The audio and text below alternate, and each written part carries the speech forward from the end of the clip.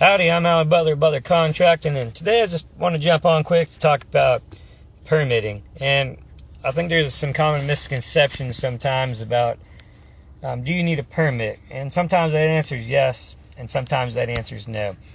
Now, one thing that we often hear or hear from customers or maybe get told by other contractors or other tradespeople, oh, you're in the county, you're outside of city limits, we don't need a permit, or we don't need to be licensed for that. Well, that's not always true.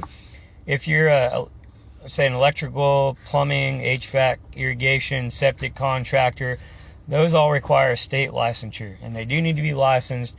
Not always does it require a permit, but there are some cases for septic, for example, that do require permitting through the county. Now, we can also talk about some other county permits you might need. If you're building a structure, there are different structures, garages, additions, square footages to your house. Maybe you're building a shed, and even movable sheds do require permitting through the county. So there are some different permit things to be aware of. Doesn't mean just because you're outside of city limits and they're not the city of Bastrop, the city of Smithville, Elgin, doesn't mean that there's not some kind of county regulations that need to be followed. That's also a common misconception we hear, or different contractors are running around telling customers this. It's just simply not true. Another thing that you need to be aware of, depending on where you live, for example, in Teeshan Village, there could be a floodplain permit that's required based on the type of project that we're doing. We've got a patio overhang extension project that we're doing, and because of where it's located and it's in Teeshan Village, it actually requires a permit through the floodplain manager's office.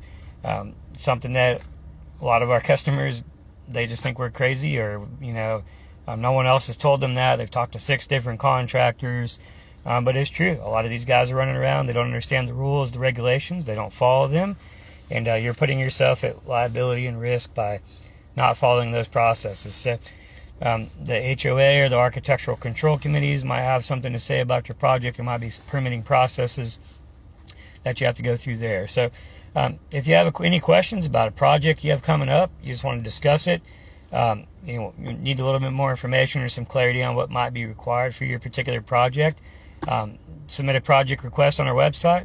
Give us a call, 844-628-8537, and we'd be happy to discuss your project, maybe what some needs are. We have in Butler Contracting, all of our bigger projects that we do, we have a planning, permitting, and design package that we have set up. And that's the first step in doing any kind of major remodeling or major build or construction project that we do. So we have a plan and a package that we put together for that already.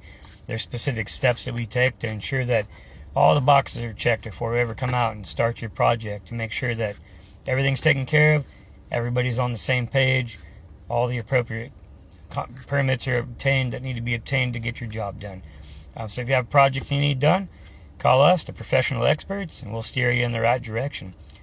Have a great day. We'll see you next time.